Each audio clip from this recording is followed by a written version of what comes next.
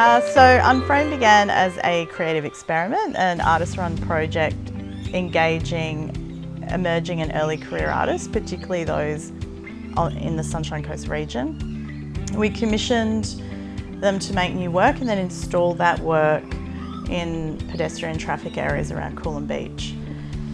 2016, which is our second year running, we focused more on multidiscipline collaborations and encouraged artists to explore working with new technologies. So as a result, we had 14 artworks, 28 artists involved across 1 week over 6 different locations, and we had sound artists, light installation, projection, film, performance, two-dimensional and spoken word.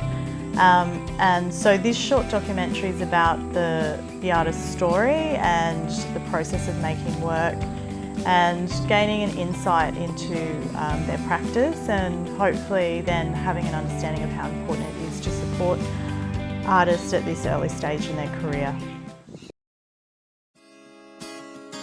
Elemental art, which is based on the periodic table of elements, was the project, or is the project, that joining art and science, but also school and community. And the idea of the Laneways project this year was not only to get the school out of its position, which is not in town, into the community, but to get the community into the exhibition. The idea of connecting community and high school, everyone via art, is just it's a really great, it's a great moment where there's creativity and it's not completely written or spoken how it should be.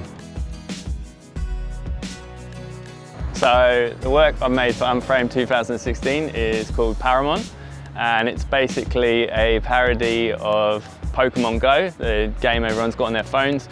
So when that came out, I kind of liked the idea how everyone was going around looking for these invisible creatures in the streets and in the parks and things, and kind of how they'd immigrated over here, but they weren't really here, so it's like a digital immigrant. And then obviously lots of stuff is in the news all the time about people being against immigration of real people coming into different countries here and all over the globe. So I wanted to kind of look at that idea of digital immigrants against real immigrants and stuff. So I made these creatures, like I said, they're a parody of Pokemon Go, but they kind of symbolise maybe some fears or paranoias people have about immigrants and stuff.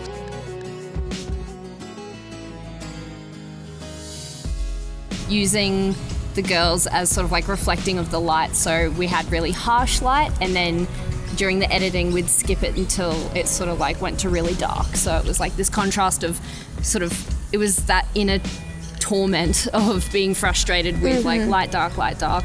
That was sort of the main thing. I think we found heaps of like little movements we wanted to incorporate, which worked with the words, and then once we got into the atmosphere, I guess that kind of really, it all just fell together. Coolum Unframed has sort of, it's a really good opportunity for artists like us. And it's, once again, like it's pushing that concept that we were talking about and not having the opportunity as artists to really get out there. So it's really good. There needs to be more. As a child of the internet, having grown up connected to the world in an abstract way through data, I'm obsessed with the web and born digital content. My practice is particularly interested in image-rich technologies and the way global media communication can be sampled, organised and considered in new philosophical and political terms. I use the internet, which has normalised the act of collecting and compiling information, to preserve and create found images and raw material. The aim is to engage with the cultural space and aesthetics of the internet as a subject, a material and a tool of artistic production. I made my work for Unframed, the uncanniness of rendered ghost, while in Mexico undertaking a residency. So one of the only ways I can think about how to reflect Coolum Beach was by using a networked surf cam to capture beachgoers at leisure. This turned out to be a happy accident, as there is some form of authenticity in the low resolution imagery captured. The uncanniness of the images, at times the people documented appear more mythical creature than human, sits at the intersection of the digital and the physical and the real and the imagined, something I'm very interested in exploring. Essentially, I gave the participating artists of motion capture one prerequisite, and that was the idea that the body must move. So they could interpret that any way they like. I think what I was trying to get across is that we don't necessarily need a script, or we don't need words to convey or tell a story, that it can be done with the body and the everyday gesture. So I think it's a nice opportunity for Toowoomba artists to engage with Sunshine Coast artists. There was a lot of integrative practices within the project of motion capture, which we submitted to Unframed, and it's nice that that collaboration can further itself on the Sunshine Coast with other artists in a public platform and forum. I chose to do this piece for Unframed. Being a local in this area, I often see the Brahminy kites down the beach, and I was down the beach thinking about what I wanted to produce, and one was hovering over my head, and thought it'd be a great opportunity to replicate one of the local native birds. Timber's pretty rough and ready, which is what I like. I love the fact that there's knots and there's saw marks through the timber. Gives it a lot of character, really helps bring the subject to life.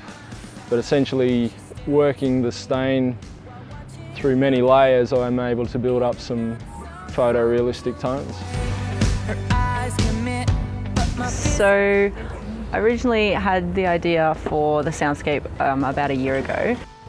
I had this idea to sample the sounds that I was hearing all the time, and then trying to make them into some kind of piece. In my mind, it questions whether I could make something from absolutely nothing. It was just a kind of incidental noise and sounds that I was hearing every day, and I made them into beats, and I think that they then had more value because they made me feel a different way about the sounds. So I'm making a lot of public performance drawing work that really only exist for the time that I'm making it. It doesn't really have a long-term after effect. It's all experiential and temporal. Everyone gets to watch the evolution of a drawing appear. So in a lot of ways, not only me, but everybody here gets to see the artwork grow at the same time. So it becomes a shared experience.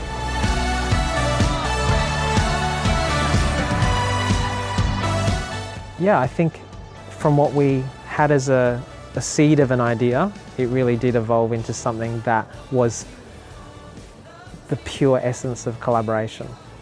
Yeah. Because Ben had such rich imagery and so much movement, like to just tap something on would have really flattened it. So then just sort of started exploring how to make the letters move, and then played around with stop motion. And then started with text, and then just got really into it and went more illustrative and figurative drawings and things. So it was excellent.